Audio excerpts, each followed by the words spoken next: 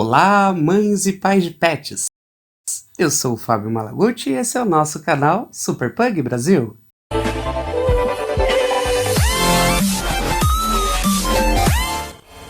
Tratamento anestésico. Com certeza. E assim, é aquilo. Vamos supor que durante o exame da ultrassonografia, por exemplo, a gente vai operar uma feminha de pug. A gente fez a ultrassonografia, a gente viu que tem uma alteração importante no útero. Um pus lá dentro do útero, que é a piometra. A técnica cirúrgica vai ser diferente, a anestesia vai ser diferente, né? A gente vai ter que programar uma sutura diferente nesse útero, Sim. A gente tem que estar preparado para isso.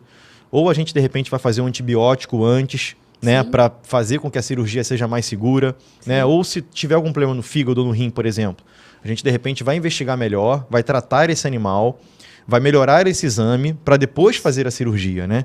Então isso tudo, gente, dá muita segurança e a maior parte dos problemas que eu já vi acontecendo em pug, Isa, e eu participo de grupos do Facebook que tem 300, 400 mil pessoas, eu sempre, quando morre algum paciente, e infelizmente morrem muitos pugs em cirurgias e outros cachorros, eu preciso jogar a real para vocês, e quando eu vou perguntar como foi feito, todo esse passo a passo que a gente faz não foi feito. Eu nunca vi um cliente me dizer que todo o passo a passo foi feito e o paciente veio a óbito. Sempre quando eu pergunto o que foi feito, sempre pularam alguma etapa.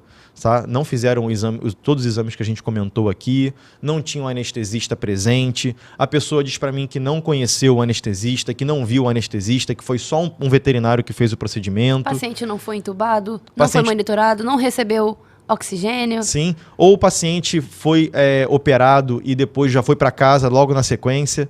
Não teve aquele processo, até que eu quero comentar que também é outra coisa muito importante, mas a gente vai falar um pouquinho do pós-cirúrgico, que é o animal ficar em observação. Gente, é tudo igual à cirurgia humana. Tudo igual. Se você tem um amigo, um familiar, ou você mesmo já fez uma cirurgia, tudo que você passou, tudo que o teu familiar passou para fazer um procedimento, a gente faz assim com os animais. E é legal falar isso, Isa, porque tem muita gente que não imagina que tem que ser assim. E é assim, a técnica ela é idêntica, é muito parecida. Então a gente tem que fazer os exames, tem que operar com uma equipe, com anestesista, monitoramento, oxigênio. E a gente precisa ter um cuidado a mais porque o nosso paciente não fala. Então a gente precisa dos exames complementares. É obrigatório, não tem como. Não tem como a gente fazer sem. Não tem como chegar assim, vamos castrar amanhã, vamos. Ainda mais sendo um braquiocefálico, que tem essa questão respiratória um pouco mais sensível, né? A gente sabe, eu conversei aqui no último podcast com a doutora Lana, falamos sobre isso. Vou trazer o doutor Ivan Greg, que é o pneumologista, meu professor, meu amigo, que me dá estágio, para falar um pouco mais detalhado sobre isso. Tem live lá no meu Instagram falando sobre isso, eu tenho abordado muito esse assunto. É uma via respiratória, é um aparelho respiratório, um sistema respiratório mais curtinho, mais estreito. Então é um paciente que requer uma atenção maior na anestesia, é um paciente que requer uma atenção maior em relação aos exames pré-operatórios.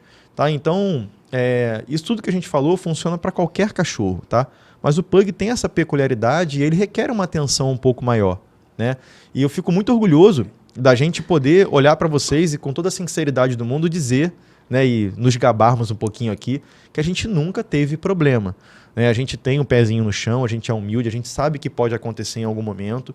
Isso depende muito da resposta do animal, né? Não depende tanto da gente, porque a gente faz tudo certinho, mas a gente nunca teve nenhum problema. Né? E isso dá muita confiança para a gente também falar com vocês sobre isso, dá muita confiança para a gente poder operar novos pacientes. Né? Nem por isso a gente deixa de cumprir o passo a passo na risca ali. Nunca deixamos de cumprir. Até porque a gente tem uma característica muito legal que eu acho importante do veterinário cirurgião ter, ou do veterinário que faz qualquer tipo de procedimento, a gente tem medo. Sim. Né? E o medo salva a gente, né? Em muitas situações, né? O medo preserva a nossa vida em algumas situações, é por isso que você não vai ali num penhasco ali, ficar brincando ali no penhasco, né? Então é mais ou menos isso, assim, a gente anda ali na corda bamba, a gente está operando pug, que é um animal mais sensível, a gente muitas vezes opera um paciente, como a gente operou esses dias, a Melzinha, né? Operamos juntos, a doutora Isabelle está aqui também, a gente fez um trabalho incrível, ela estava com uma infecção uterina absurda, e a gente fez uma cirurgia de emergência, e a gente tá ali, né, num momento que o animal pode não aguentar. O animal chegou pra gente já com o problema já de infecção uterina muito avançado, né? E a gente fez tudo certinho, a gente conseguiu ter o resultado, a gente liberou ela para casa esses dias, ela tá ótima, falei com a mamãe dela, ela falou que foi um rapaz trabalhar na casa dela hoje e falou que ela tentou avançar no cara. Caramba! Então, assim, ela tá ainda em processo de recuperação. Mas já né? tá demonstrando... Mas já tá tentando morder, estão tendo que botar focinheira para dar remédio, tá tocando terror. Então, esse é uma das doenças, até legal falar disso agora, Isa.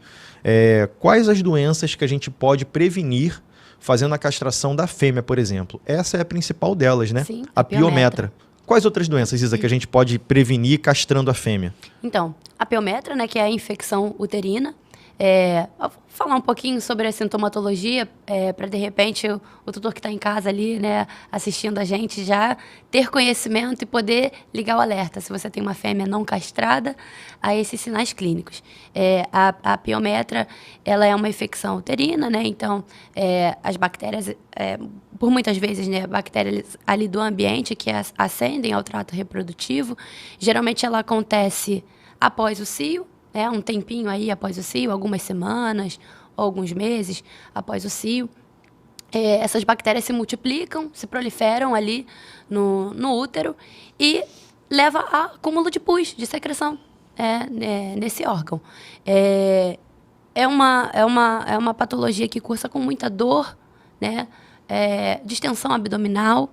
Muitas vezes, né, na maioria das vezes, a gente consegue visualizar a secreção na vulva dessa fêmea, né? Então, por muitas vezes esse conteúdo ele sai ali, né, pela vulva, mas existem casos onde a gente tem a piometra fechada. E silenciosa. Que essa é a mais perigosa, porque enquanto está drenando ali secreção, a gente consegue ver o problema. Então a gente identifica, opa, que secreção é essa? Que coisa diferente? O que está acontecendo aqui? O tutor ele vê e ele consegue pescar que tem algo errado, né? E leva o animal para ser atendido para a gente poder descobrir. Agora, quando acontece a piometra fechada, essa secreção ela fica lá dentro.